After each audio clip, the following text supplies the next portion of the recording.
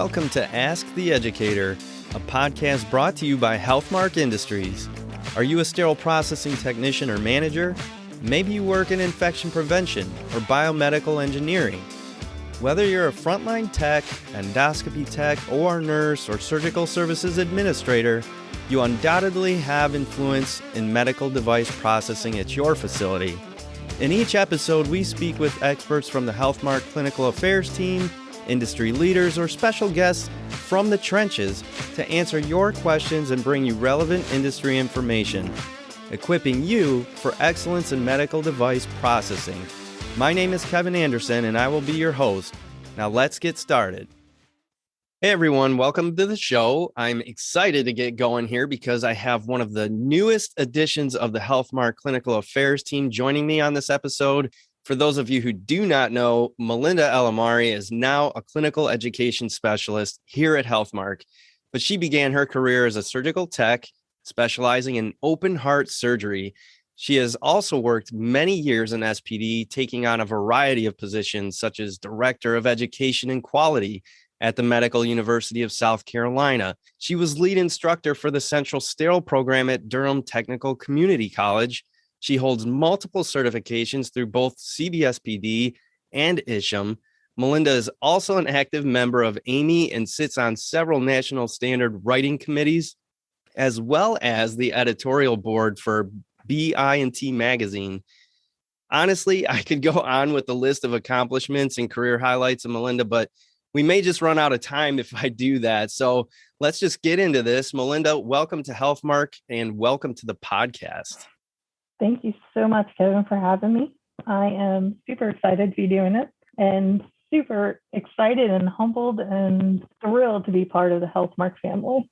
Excellent. Well, we're thrilled to have you. And I was talking to you a little while back now, talking about possible topics for a podcast. And you brought up steam sterilization and documentation, which I think is obviously critically important for so many reasons. We typically talk a lot of things about cleaning and all of that, which is phenomenal. But I think this is a topic that we've kind of not really touched on too much. So just in your experience and in your mind, what makes this topic so important to you?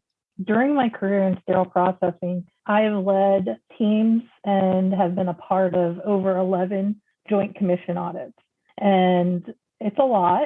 I seem to be like the Joint Commission go-to person. I thought it was a punishment at one point. Sounds like my experience. But,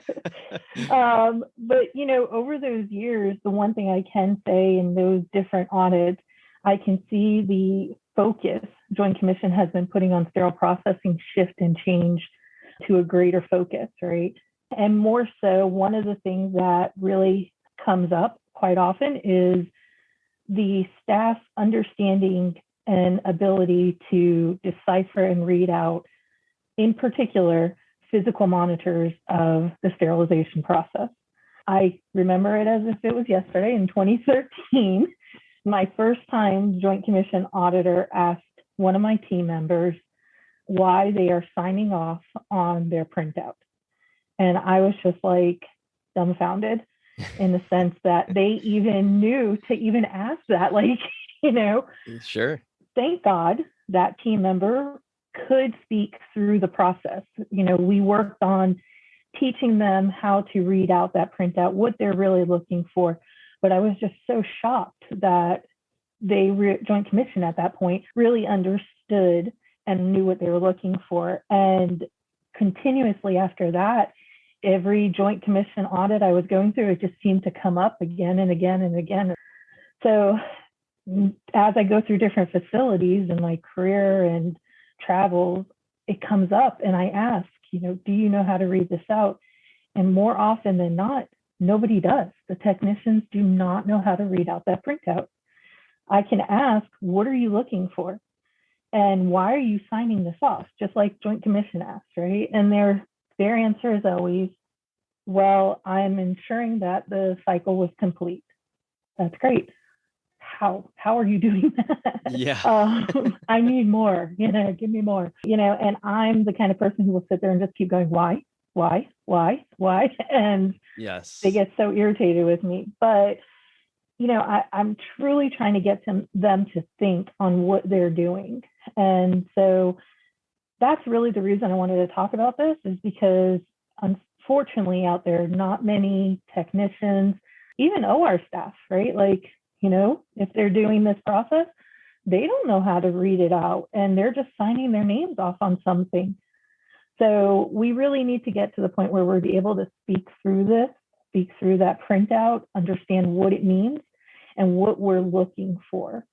So that's really why I wanted to talk about this, and not just because of Joint Commission, but for patient safety, right? Like, that printout is a huge part of our sterilization process.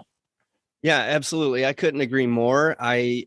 Unfortunately, it's funny you brought up OR staff. Well, and that happens to be part of my background as well as yours. And I can very honestly say there were times in my career where I was asked to IUSS some sort of item, obviously in an emergency situation or whatever. And I was definitely uncomfortable with the idea of trying to read the printout and understand what it was I was signing my name to. And, eventually I did learn the proper way. But I think this is a topic that, you hit the nail on the head. When you go around and you actually get into departments or you ask, different techs, even in the same department, you might get a variety of different answers. And the Joint Commission, to your point, says those same things. They're like, why are you doing it? Like, why is your initials here? Why does this one text documentation look different than the one on afternoons from yesterday? Or, you know what I mean? This is what we see all the time. So I think it's really important when we talk about, best practices and of any kind, really, is to understand what our standards and guidelines say. And so I guess that's my next question about this. What is ST79? This is our guideline for steam sterilization. What do they say about the documentation for steam sterilization? What do we need to know? So I just wanted to comment, when I was in the OR, I was just signing because I opened the door. That's what I thought. We got to be honest, right? I had no clue either. And by the way, let's be real. When we were doing this, it wasn't called IUSS. It was Flash. Right? Yep, that's true. Yep, absolutely. So we're dating ourselves here, but yes. So back to your question with ST79, in ST79 13, section 13.4, it lists physical monitors as a sterilization process monitor.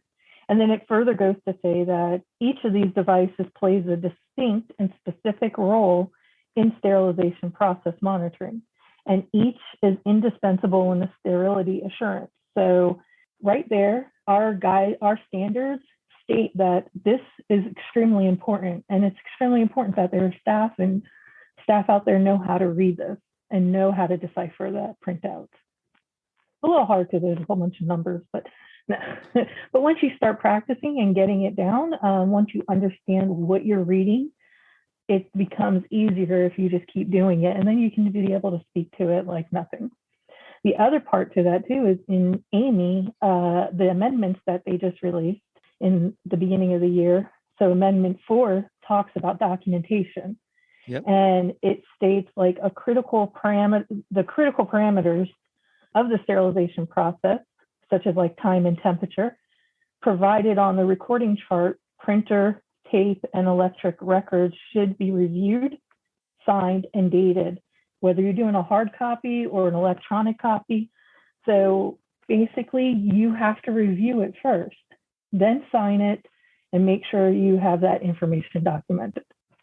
Yeah, like I said, the industry standards and guidelines, those are kind of where we start. IFUs is another one. This is where we start to learn what the expectations are. And those are going to be the expectations of Joint Commission, of CMS, when they come in and they survey. So that is why I think it is really important to understand these things. And you also brought up the point that there's a lot sometimes on those tapes in terms of numbers and things like that. So all the more reason to get more and more comfortable with what's on the tape. After all, we don't all use the exact same cycle for every single item, right? We're changing different cycles. So in that case, we really need to know what that printout is saying, because if we don't, then how do we know that the cycle we selected was the one that was run? And if the printout matches exactly what the cycle was and what we wanted. I mean, it's just critical, basic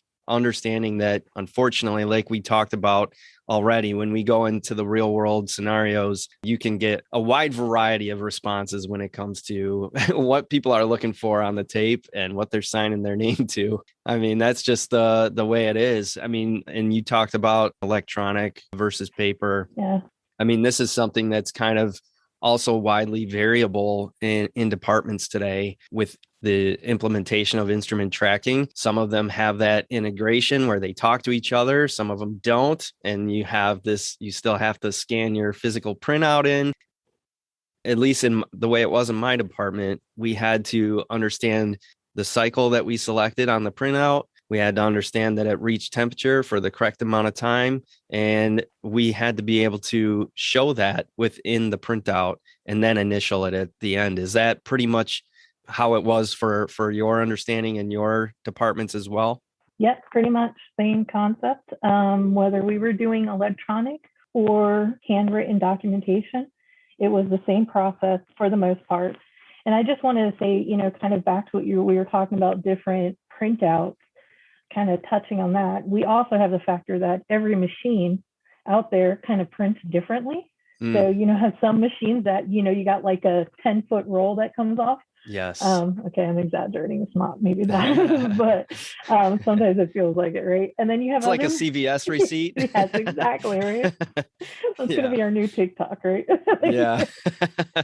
And then you have other printouts that are, very short and concise. So it really depends on the machine you have and how that machine is set to print, right? Because it could be printing every 2 minutes, or it can be printing every minute and a half, however the machine is set. And so those are real factors that need to be understood and looked at when you're doing this process or teaching the process to your staff or getting staff to understand. That's a good point, because even in my own department, I know there's a lot of departments that are kind of fortunate in that they have all the same model sterilizer. We didn't. We had 2 of one model and 1 of another, and so they all, to your point, they had different printouts that you had to understand. You had a smorgasbord. Yeah. Not the best way. I don't recommend it, but that was the reality. Yeah. And then often you find that happen because it's like up in the OR, right? The OR has a different model most of the time versus what's down in sterile processing. So, a lot of factors, but it's definitely, back to our electronic and paper concept. So regardless of whether you're doing electronic or paper, like the amendment stated, you still need to follow certain directions of what needs to happen, right? You need to have your load sticker on your printout. You need to have initials, right? And so I hear a lot of people are like, well, I'm doing electronic, so do I need to keep the printout?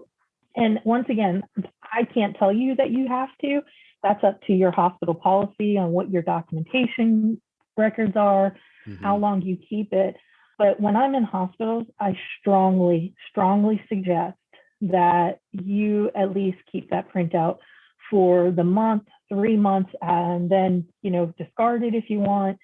But I have so often come across situations where you have machines that interface with your tracking system.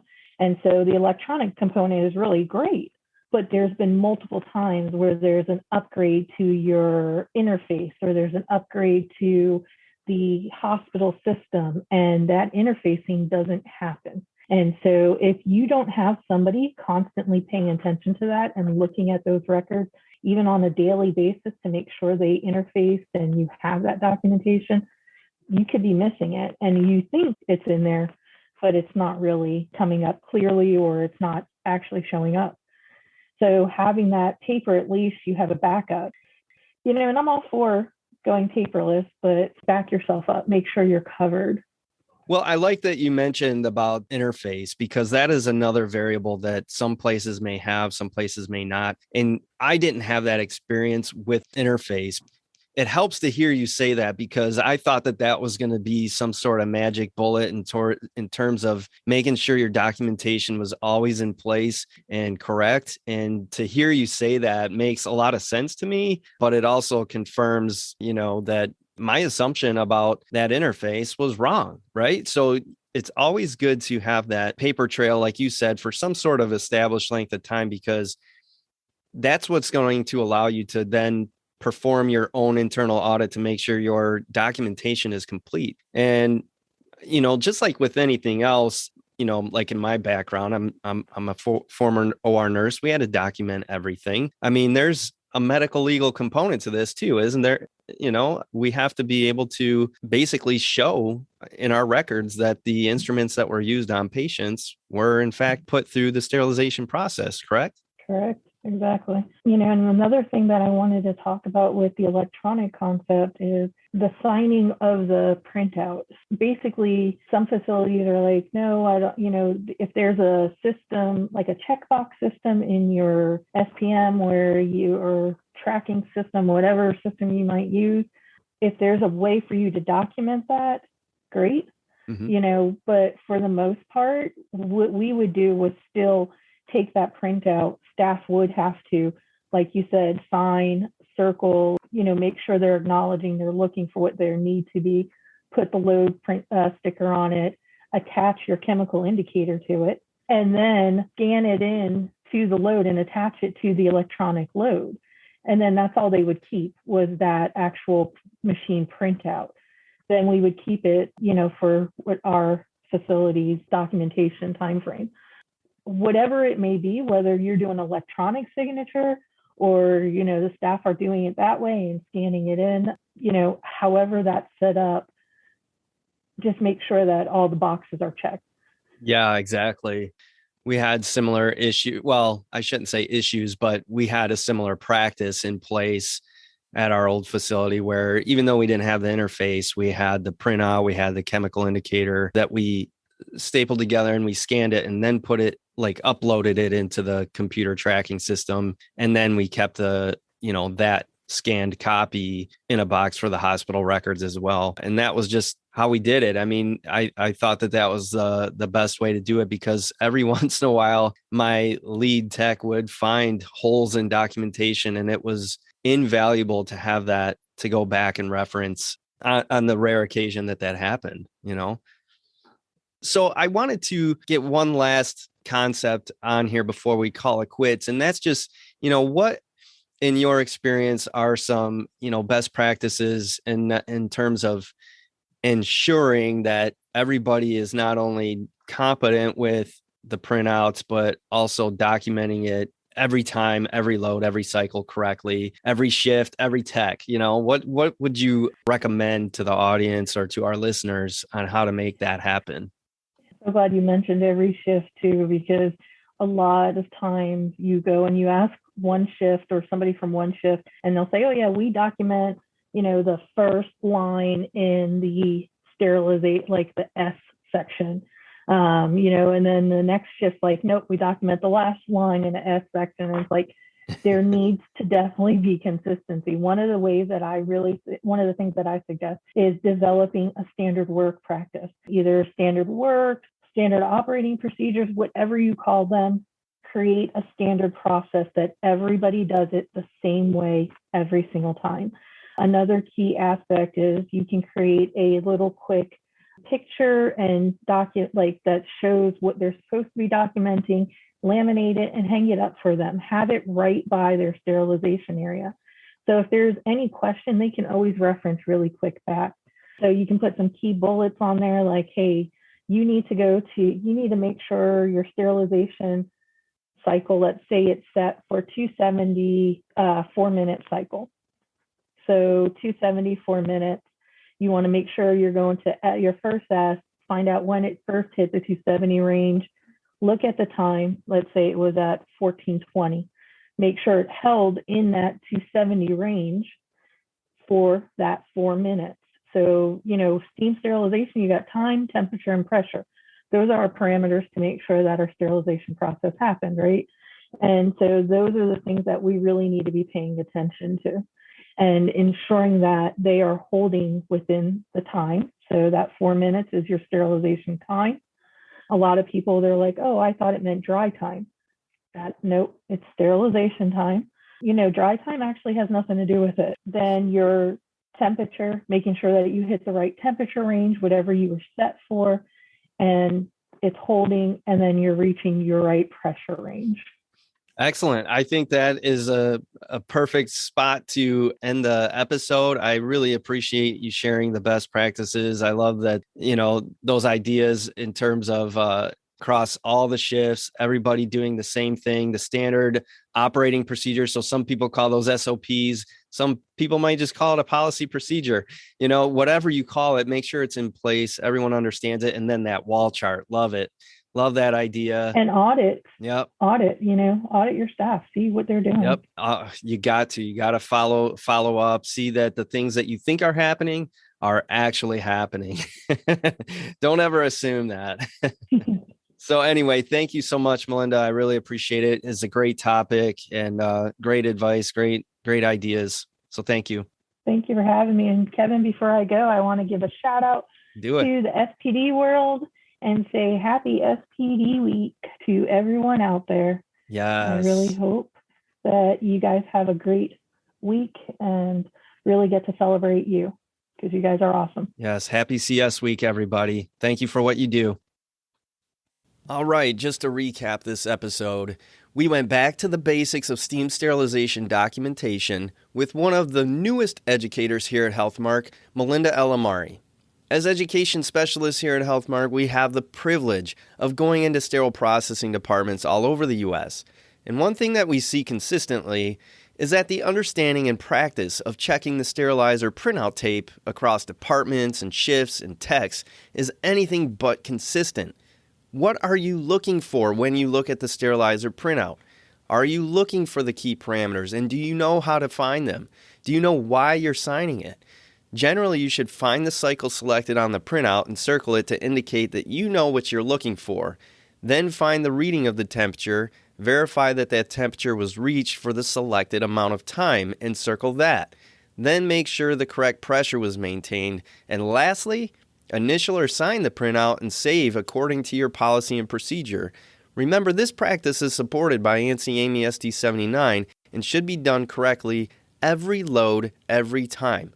I hope you enjoyed this episode, and I hope you're having an exceptional sterile processing week and getting the recognition you deserve. Thank you for listening, and never stop learning.